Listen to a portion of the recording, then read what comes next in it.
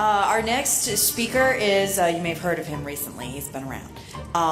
Because we've just had this primary, and we've had the newspaper coverage, and we've had television coverage. But he's here to speak to you directly. Tim DAnnunzio. He's a U.S. Army veteran. He was an infantryman, a parachute rigger, member of the Golden Knights parachute team. After his time in the military, Tim founded Paraclete Armor and Equipment, grew to employ over 300 people in North Carolina, which is good because there's only like 400 jobs here now. So that was a huge service. He's a Republican. He's running for Congress in the 8th District to restore constitutional principles upon which America was founded. He's Tim DAnnunzio.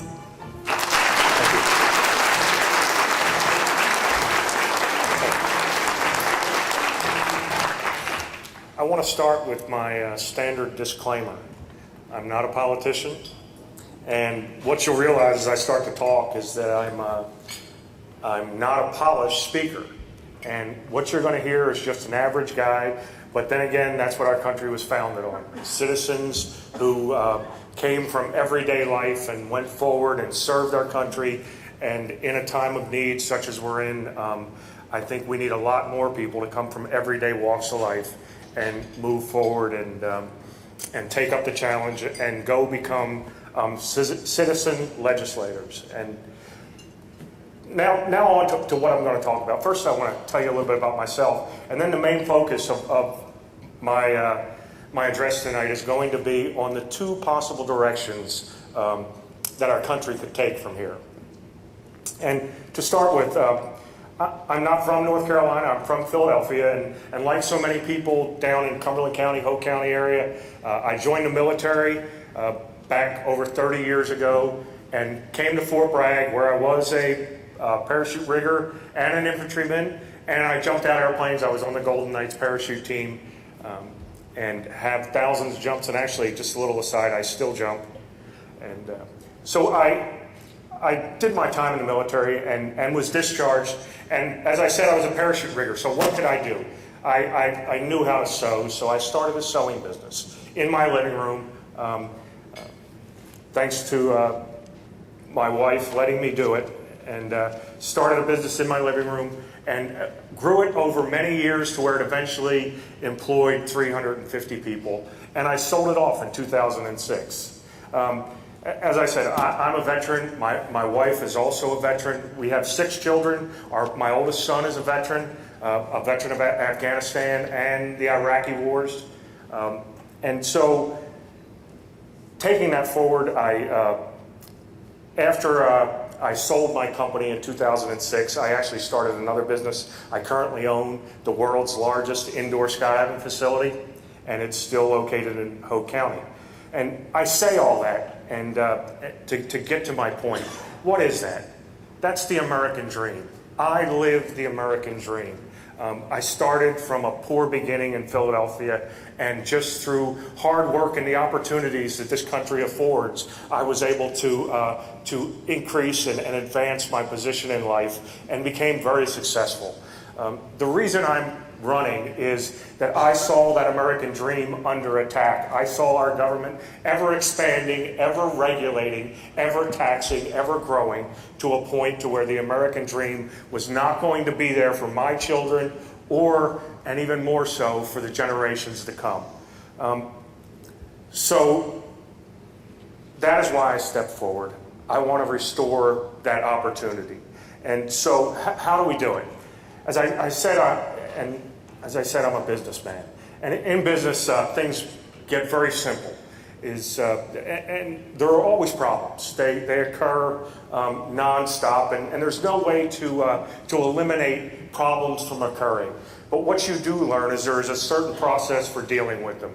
First of all, you've got to identify the problem and properly identify what it is. Second, you've got to identify a solution and develop a solution. And then third, you've got to implement a solution. So all that being said, and then relating that to our federal government and where it's grown to, we all know what the problem is. It's a federal government that spends too much, has taxed too much, has gotten outside its constitutional limitations, and And we've got to reverse it. And that is the solution. And it's very simple in theory. And it's actually become, and I was somewhat surprised at this, it's actually become a very controversial position, which is we need to bring the federal government back into its constitutional limitations, which means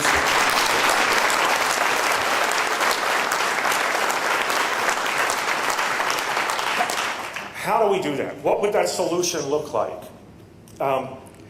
There are many departments within the federal government that were never intended to be there.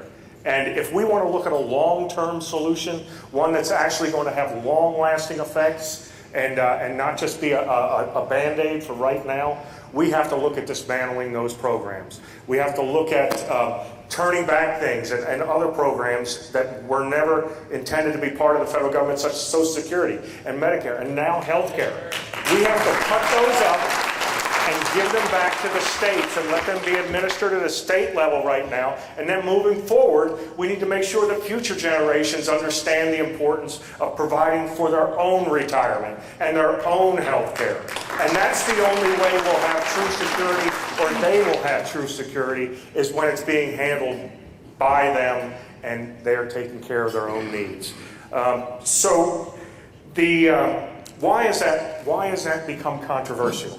That's the question, and I've had to ponder that. And why haven't we dealt with it up until now? And what it boils down to is a problem with leadership.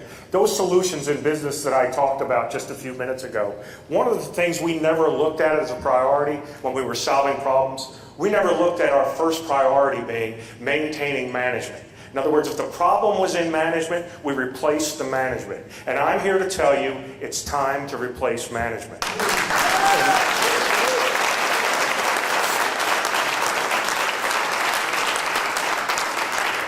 When we look out at the national debt that we have, the deficits that we're running yearly, the long-term unfunded obligations that this nation has that are unsustainable, and so many people have been talking about, we knew those problems were there. Now, the leaders that we've had till this point, the politicians, what they've done is they've led us down the road telling us it could always be fixed with a Band-Aid. We never had to do anything major. We never had to cut. And even though it was talked about on occasion, it was never implemented properly. And we know that because all we ever see is the size of government increasing and the problem getting worse.